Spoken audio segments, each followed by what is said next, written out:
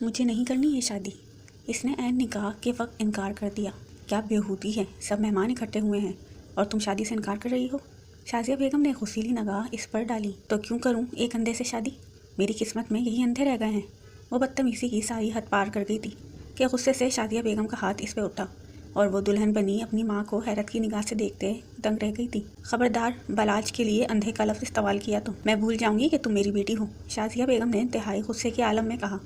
इस वक्त सुल्तान हाउस में एक तमाशा सा लग गया था। घर में निकाह का फंक्शन था और परीशा ने ऐन निकाह के वक्त निकाह से इनकार कर दिया था। सभी को इस पर इंतहा गुस्सा था, लेकिन कसूर तो इसका भी नहीं था। इससे ये बात छुपाई गई थी कि इसके मरहूम ताया का बेटा देखने की सलाहियत से महरूम है। वो हाल ही में बाहर से आई एक खूबसूरत दोशेज़ा थी जिसका रिश्ता झटपट बालाज सुल्तान से हो गया। तस्वीर देख के परी ने भी ओके का साइन दे दिया था।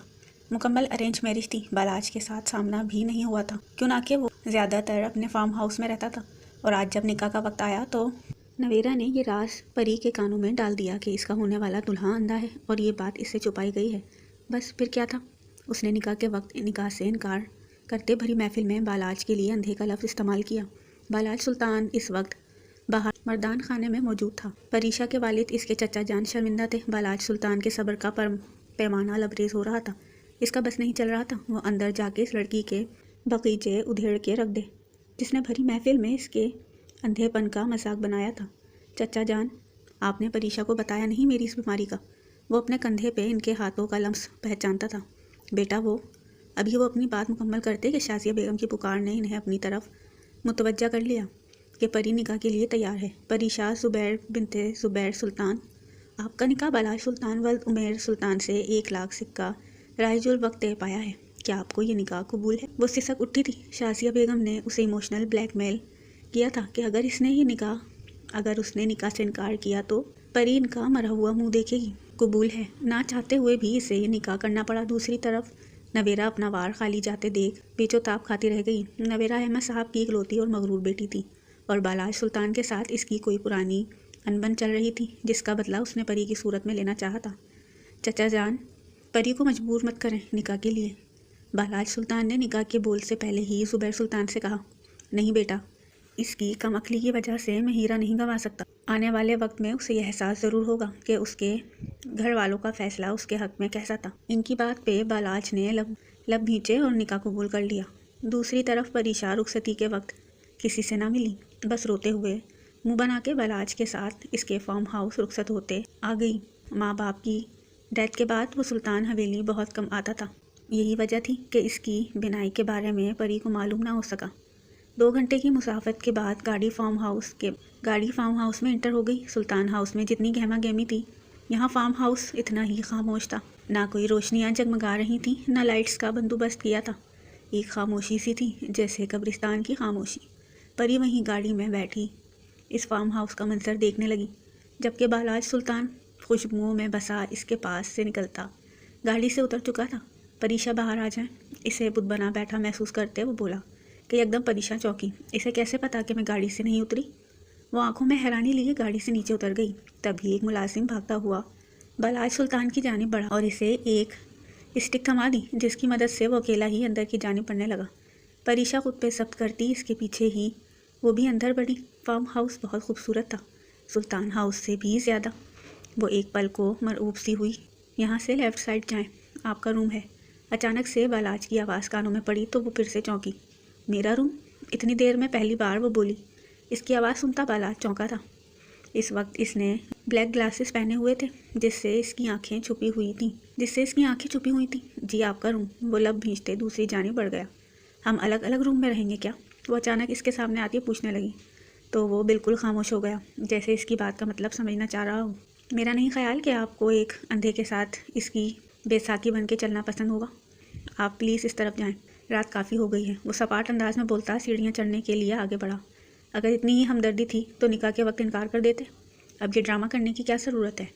वो एकदम तल्ख हुई थी कि बालाज के कदम फिर से थमे। कुछ वजूहात की बिना पे इनकार ना कर सका, जैसे आप ना कर सकी, लेकिन मैं आप पे ज़बरदस्ती अपना आप मुसल्लत नहीं करूँगा। मुझे अकेले रहने की आदत हो गई है। आपको किसी किस्म की तकलीफ़ नहीं होगी यहाँ। मुझे आदत नहीं अकेले रहने की। परी की रोंदी आवाज़ सुनाई दी। एक पल को खामोशी सी छा गई। फिर क्या चाहती हैं आप? वो बलागर इसके दिमाग तक ना पहुंच सका तो इसी से पूछ लिया। कुछ नहीं, वो गुस्से से बोलती अपना लहंगा संभालते वहाँ से लेफ्ट साइड चली गई जहाँ बालाज ने उसे जाने का कहा था। चूड़ियों की खनक और कस्तूरी की खुशबू के एकदम गायब होने पे वो जान गया कि परी जा चुकी है। वो भी अपने कमरे की जानिब बढ़ गया। परी कमरे में आते दरवाजे के साथ लगी फूट फूट कर रो दी। क्या पहली रात की दुल्हन का इस्तकबाल ऐसे किया जाता है? वो हिचकियों से बहुत सारा रोती उठी थी और कमरे को एक ताहिराना निगाह से देखा। एक अजीब सा खौफ दिल में उतरा। वो अकेले रहने की आदी न थी। तुर्की में भी इसका पूरा ननियाल एक साथ रहता था और अब जब वो पाकिस्तान वापस आई थी तो ददियाल भी भरा भरा था। लेकिन ज़िंदगी का दूसरा बाप ऐसा होगा इसने कभी ख्वाब में भी नहीं सोचा था। एकदम से इसका दिल घबराने लगा। इतने बड़े कमरे में अकेलेपन काट खाने को दौड़ा। बालाज भले बिनाई से महरूम है लेकिन है तो इंसान ही, और इसका शौहर भी। फिर क्यों अलग किया रूम? मैं नहीं रह सकती अकेली। वो कमरे से खौफ खाती बाहर निकली और अंदाजे से कॉरिडोर से गुजरती दूसरी तरफ बढ़ गई। कोई एक मुलाजिम भी दिखाई नहीं दे रहा था। वो दुल्हन बनी कयामत ढा रही थी, लेकिन किसके लिए तैयार हुई थी जो देख ही नहीं सकता था। वो फिर से बदगुमान हुई। बड़े से कमरे के दरवाजे पर रुकते इसने दिल बड़ा करते दरवाजे का लॉक घुमाया तो वो खुलता चला गया। अंदर दाखिल हुई तो इसे लगा किसी जन्नत में आ गई हो। हर तरफ खूबसूरती से गुलाब के फूलों की लड़ियाँ लगी हुई थीं। हर कोने में जगमगाती रंगीन लाइट्स सितारों की मानिंद झिलमिला रही थीं। सुर्ख और सफ़ेद गुलाब की महक कमरे को जन्नत का सा एहसास दे रही थी। छत से लटकते फूलों के झुरमुट ने फिजा को और दिलकश बना दिया था। सजे हुए बिस्तर पर फूलों की चादरों से इसे देखकर पलक झपकना भूल गई थी। वो कदम ब कदम चलती कमरे के बीच आई तो ऊपर झूलता शानदार फानूस इस पर नूरी किरणें बिखेरने लगा। यूँ लगा जैसे जन्नत की कोई हूर रोशनी के हसार में उतरी हो कि तभी अपने पीछे किसी की मौजूदगी का एहसास हुआ तो वो फ़ौरन पलटी। बालाज शावर लेके फ्रेश सा इसके सामने खड़ा था। इसके आंखों से चश्मा गायब था। परीशा ने गौर किया इसकी आंखें गहरी सब्ज रंग की थीं लेकिन इनमें रोशनी नहीं थी। बालाज की मर्दाना वजाहत किसी को भी मशहूर कर देने वाली थी। बुलंद कामत, कुशादा शाने और मजबूत जबड़े इसके वजूद को रोब बख्शते थे। चेहरे की सख्त लकीरें इसकी शख्सियत को मज़ीद पुरस्कार बना रही थीं। आंखों की रोशनी ना होने के बावजूद इनकी गहरी साख और पुरकशिश अंदाज दिल को छू लेने वाला था। उसके लबों पर छाया संजीदा सकूत और चेहरे पर नरमी का तासुर इसे एक वजीह और बावकार शख्सियत बना रहा था। एक पल को इसे देखते परीशा की हार्ट बीट मिस हुई। कुछ चाहिए आपको? अगले ही पल इसकी आवाज़ पे परीशा होश में आ गई। मुझे अकेले रूम में डर लग रहा था इसलिए मैं यहाँ। परीशा ने वाज़ेहत दी। ओके, यहीं रह सकती हैं, मुझे कोई मसला नहीं। मैंने आपकी आसानी के लिए दूसरा रूम सेट करवाया था, मेरी फ़िक्र ना करें आप। वो एकदम तल्ख हुई। वो जो पलट रहा था एकदम रुक गया। मैं खुद कर लूँगी, मुझे चेंज करना है। साथ ही वो बात का रुख पलट गई। ड्रेसिंग रूम इस तरफ है। बालाज ने भी बिना बहस के इसे बताते बेड का रुख किया। वो कुछ देख नहीं पा रहा था लेकिन कमरे में भीनी भीनी खुशबुएँ रची बसी थीं। ऊपर से एक नस्वानी वजूद इसके पास था, इसकी महरम बन के। बालाज 29 साला खूबरू जवान मर्द था। इसके भी सनफ़े नासुक को लेके बहुत सारे जज्बात थे, शायद आम मर्दों से हटके कुछ ज़्यादा ही। आंखों की रोशनी के जाने के बाद वो बिल्कुल गुमसुम हो गया था, जैसे ज़िंदगी से नाता कट गया हो। पर ज़ुबैर सुल्तान ने हमेशा इसे अपने बच्चों की तरह चाहा, प्यार दिया, मान लिया और आज अपने जिगर का टुकड़ा भी दे दिया।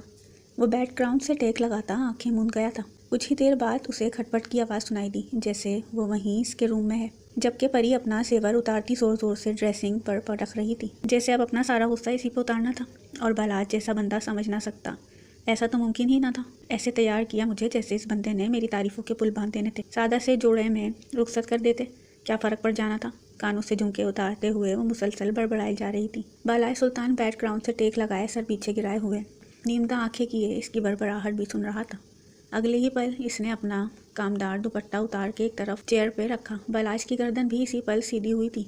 एक पल को परी को लगा इसकी निगाहों का असर, इसकी निगाहों का इर्तकास इसी पे है। इसका दिल जोरों से धड़का, लेकिन अगले ही पल यह एहसास भी शिद्दत से जागा कि वो देख ही नहीं सकता। और फिर रिलैक्स अंदाज में वो अपने बालों से पिन्स उतारती अपने घने रेशमी बालों को खोल गई जो इसकी पुश्त पे फैल गए थे। मेरा ड्रेस कहाँ है? वो अपना लहंगा ज़रा सा ऊपर करती इसके पास आते पूछ रही थी। अपनी हशर सामानियाँ बिखेरते वो इंतहाई खूबसूरत लग रही थी। अगर बालाज सुल्तान इसे इस हाल में देख लेता तो शायद ही खुद पे काबू रख पाता। कबर्ड में सब मौजूद है, बिल्कुल सपाट अंदाज में जवाब आया। परी ने गहरा सांस भरते कबर्ड खोली और अपना एक ड्रेस निकाला जो रात के सोने के लिए कंफर्टेबल था। साथ ही इसकी निगाह इन नाइटीज़ पे चली गई जो बेइंतहा बोल्ड थी। कबर्ड की ऊँट से ज़रा सा पीछे होकर एक झलक इसने बालाज सुल्तान की जानिब देखा जो अब भी आंखें नीचे किए बैठा हुआ था। और फिर इन नाइटीज़ को उलट पुलट कर देखती वो कानों की लो तक सुर्ख हो गई थी। तौबा, किस कदर वाहियात नाइटीज़ हैं ये, पर क्या फ़ायदा इनका, महाराज साहब तो देख सकते नहीं। फिर ले क्यों, वो बुरी तरह तपी थी और ज़ोर से कबर्ड बंद करते वो ड्रेसिंग रूम की जानिब बढ़ी। यहीं चेंज कर लें। अचानक से अपने अकब से आवाज़ सुनती परीक्षा के कदम ज़मीन पे पेवस्त हुए। रुख फेर के इस शख्स को देखा जिसकी नज़रों का फोकस अपने हाथों पे था। चेहरे के तासुरात बिल्कुल नॉर्मल थे। क्यों, यहाँ क्यों चेंज करूँ, वहाँ जाके करूँगी। वो भी तल्ख अंदाज में जवाब देती बालाज को बहुत अलग सी लगी थी। जहाँ भी कर ले, मर्जी है आपकी, मैंने कौन सा आपको देखना है। अब की बार नज़रों का फोकस इस पे था और परी को फिर से लगा जैसे वो इसे देख रहा हो। इसकी नज़रों की बिनाई नहीं थी, लेकिन इसकी गहरी सब्ज आंखें बोलती थी। इसकी नज़रों का फोकस खुद पे महसूस करती परी के जिस्म में करंट सा दौड़ा था। बिना कोई जवाब दिए वो ड्रेसिंग रूम में चली गई। अलबत्ता दरवाजे को लॉक न लगाया। कुछ देर बाद वो रूम में वापस आई तो कमरे में गुब अंधेरा था। या अल्लाह, ये जीते जी किस कब्र में डाल दिया मुझे। वो अंदाजे से बिस्तर के करीब जाते अंधेरे में ही अपने शौहर जैसी नायाब हस्ती को घूरने लगी। लाइट ऑन करें प्लीज़। वो चिड़ी थी। क्या हुआ? वो साइड लैम्प ऑन करता है इसकी जानिब मुड़ा। मुझे अंधेरे से खौफ आता है, लाइट ऑन ही रहने दें। और आपको क्या फ़र्क पड़ता है ऑन हो या ऑफ? वो तेज़ी से बोलते अपना दुपट्टा एक तरफ रखते इसके बराबर में लेटते इसे इत्तला देने वाले अंदाज में बोली, जबकि एक पल को इसे लगा वो कुछ ज़्यादा ही बोल गई है। लेकिन मुकाबिल के चेहरे पे कोई भी बुरा तासुर ढूंढने से भी ना मिला। आप यहाँ मेरे साथ सोएंगी? वो इसकी बात का जवाब देने की बजाय इससे और सवाल करने लगा। तो कहीं और जाके सोऊं? बता दें मुझे मेरा क्या मुकाम है। एक तो इस निकाह के लिए थप्पड़ भी खा लिया, ऊपर से अकेले यहाँ आपके साथ भेज दिया। जानते हैं मैं अकेली नहीं रह सकती, डर लगता है मुझे, कभी अकेली नहीं सोई। और आप मुझे कह रहे हैं यहाँ से चली जाऊँ? वो नम आंखों से बोली। बालाज सुल्तान तो सवाल करके पछताया। इतना लंबा चौड़ा जवाब मिलेगा उसे अंदाज़ा नहीं था। रिलैक्स, सो जाएं यहीं। वो वापस तकिए पे सर रखता अपनी आंखें मूंदता बाजू आंखों पे धर गया था। बहुत मेहरबानी आपकी, आपका एहसान है मुझ पे। इसकी वो ज़ुबान जो थोड़ी देर पहले रुक गई थी उसे वापस मिल गई थी। ज़बान थोड़ी देर पहले वो गिरवी रख के आई हुई थी उसे वापस मिल गई थी। सभी ने इसे डरा के रखा हुआ था कि बालाज सुल्तान का गुस्सा बहुत सख्त है, इसलिए इसके सामने ज़बान खोलने से पहले वो एक बार लाजमी सोचे। लेकिन यहाँ तो उल्टा ही था। वो तो जो बात कर रही थी पुरसुकून अंदाज में जवाब आ रहा था। इसी बात का फ़ायदा उठाते हुए परीक्षा वापस अपनी असल रूप में और असल टून में आ गई। तकिया है सर रखते रुख फेर के इस महान हस्ती को देखा जो आज इसके शौहर के रुतबे पे फाइज हुआ था। तभी इसने भी परी की जानिब करवट ली तो परी का दिल धक से रह गया। इसका चेहरा परी के कंधे के बिल्कुल पास था। परी की तो सांस ही रुक गई, जबकि बालाज की आंखें बंद थीं। वो यकटक इसे देखते चली गई। खूबसूरती जैसे इस एक शख्स पे ख़त्म हुई थी। बेइंतहा पुरकशिश मर्द था। काश इसकी बिनाई भी होती तो कितना मुकम्मल होता ये। मेरी पूरी ज़िंदगी में इससे ज़्यादा खूबसूरत मर्द मैंने आज तक नहीं देखा। वो भी इसकी जानिब करवट लिए इसके चेहरे से कुछ फासले पे अपना सर तकिए पे धरे इसे देखते देखते आंखें मूंद गई और कब गहरी नींद की वादियों में चली गई इसे पता ही ना चला। धीरे से मुकाबिल की आंखें खुली थीं। परीक्षा की सांसों की गर्दिश को वो अपने चेहरे पे महसूस कर सकता था। बेख्तियार इस शख्स के चेहरे को मुस्कान ने छुआ। बालाज सुल्तान, जिसका मुस्कान से दूर दूर तक कोई ताल्लुक़ न था, आज वो मुस्कुराया भी तो एक छोटी सी लड़की की खट्टी मीठी बातों पे। और परी जो इसके हुस्न पे फिदा थी, अगर इसे मुस्कुराता देख लेती तो मुकम्मल ही दिल हार जाती। हर वक्त का रोना सिसकना अच्छा नहीं होता, समझाओ अपनी बेटी को। अल्ताफ़ साहब गुस्से से नवेरा को देखते कर रहा है। मामा मुझे बालाज चाहिए, वो रोते हुए बोली। देखो नवेरा, जब सबने तुम्हारा रिश्ता इससे तय करना चाहा था तब तुमने इनकार कर दिया कि तुम्हें असद पसंद है।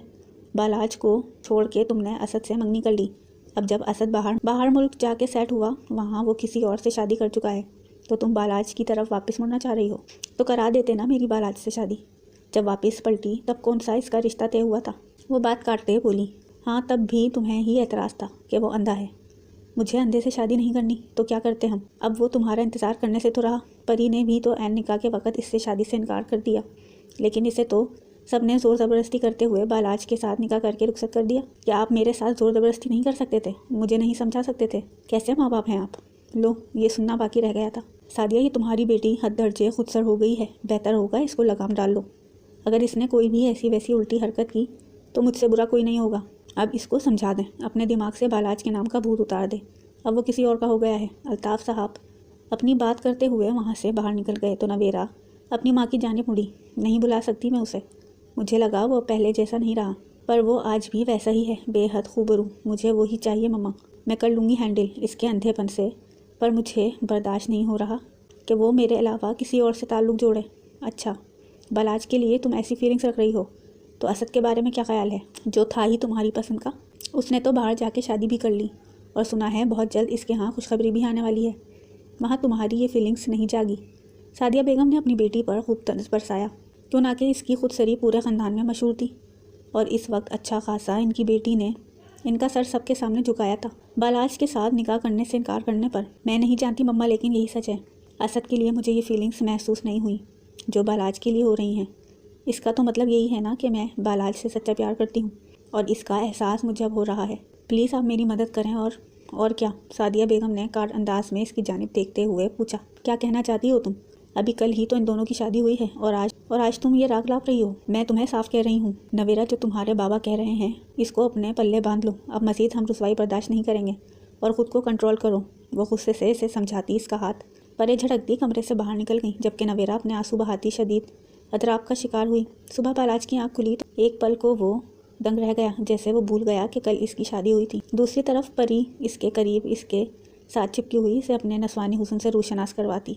बुरी तरह दिमाग का फ्यूज़ हिला गई। बेख्तियार इसकी जानिब मुड़ के इसे खुद से दूर करना चाहा, लेकिन वो मज़ीद इसके करीब आ गई।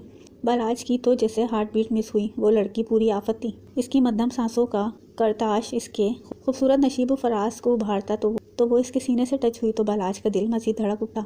वो अगर देख नहीं पा रहा था तो क्या महसूस तो कर रहा था ना। वो इसकी जानिब मुड़ता, इसकी गर्दन के नीचे हाथ रखता इसे ऊपर की तरफ हल्का सा खींच गया, जिससे वो मुकम्मल इसकी आगोश में आ गई।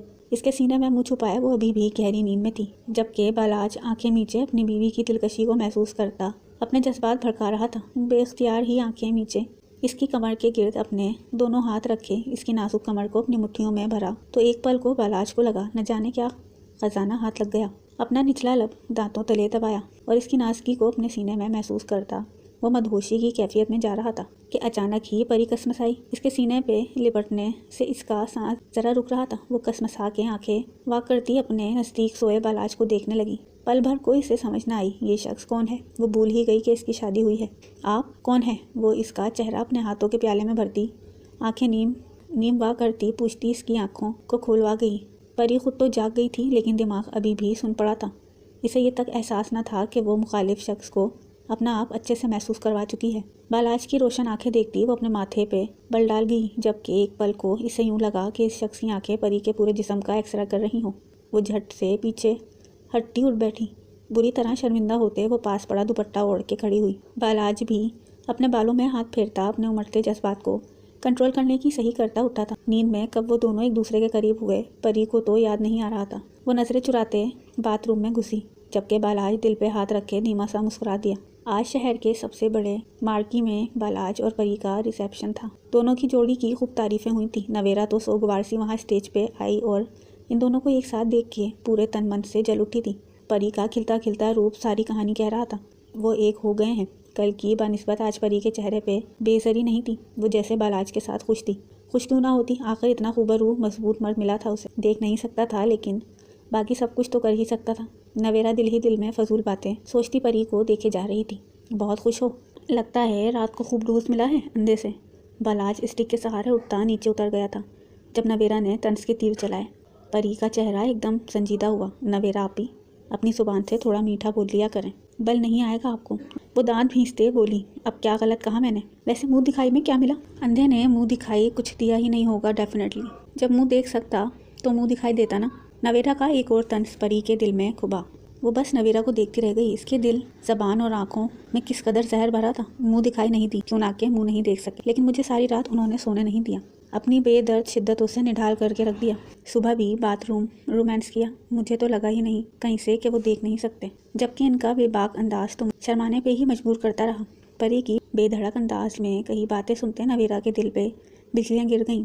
वो जल भुन के इसके पास से उठ गई। आई बड़ी मुझे बातें सुनाने वाली। परी ने मुंह बनाते रुख फेर के देखा तो अपने बहुत पास बालाज को देख के इसके दिल की धड़कन थमसी गई। उन्होंने कुछ सुना तो नहीं सुना होगा। चेहरे से नहीं लग रहा। वो खुद को खुद तसल्लियाँ दे रही थी, जबकि क्या वो ये नहीं जानती कि इसका शौहर अंधा है, बहरा नहीं। आज सुल्तान हाउस में खूब रौनक लगी थी। परी पग फेरे की रस्म के लिए आई थी। अब हफ्ता हो चला था वो यहीं थी। उसका यहाँ से जाने का दिल ही नहीं कर रहा था, जबकि बालाज ने भी एक बार भी इसे वापस आने को नहीं बोला था। ऐसे में आज जुबैर साहब ने इसे सुल्तान हाउस दावत पे बुलाया था। वो परी को इसके साथ भेजने का पूरा इरादा रखते थे। जो भी था, अगर बालाज बोलता नहीं था तो इसका मतलब ये नहीं था कि इसके ज़ब्त का इम्तिहान लिया जाए। काफ़ी देर वो दोनों अकेले स्टडी में बैठे रहे। खाने में अभी काफ़ी वक्त था। परी नज़र बचाती बाप के स्टडी रूम से निकलते ही खुद स्टडी रूम में घुस गई। सामने ही बालाज बैठा था, जो इसके कदमों की चाप ही से पहचान गया था। मिस्टर सुल्तानों के आखिरी चश्मा चिराग, मेरी बात सुने। मुझे आपके फार्म हाउस नहीं जाना, इस सुनसान जगह जहाँ कोई बात करने वाला ही नहीं। प्लीज़ आप भी इधर शिफ्ट हो जाएं, वरना मुझे यहीं रहने दें। वो इसके पास आती, इसका हाथ थामते बोलती, इसको मैस्मराइज कर गई। हम आज वापस जाएंगे परी, अब वही आपका घर है। बालाज की इंतहाई संजीदा आवाज़ पे वो लब भींच गई। बंदा बीवी की भी सुन लेता है कभी, वो खुफकी से बोली। जबकि बालाज खड़ा होता इसके करीब आया। जिस दिन बीवी बनेगी इस दिन सुन भी लूँगा, धीरे से इसके कान में कहता वो स्टडी रूम से बाहर निकल गया। जबकि इसकी इस बात पे परी का दिल बुरी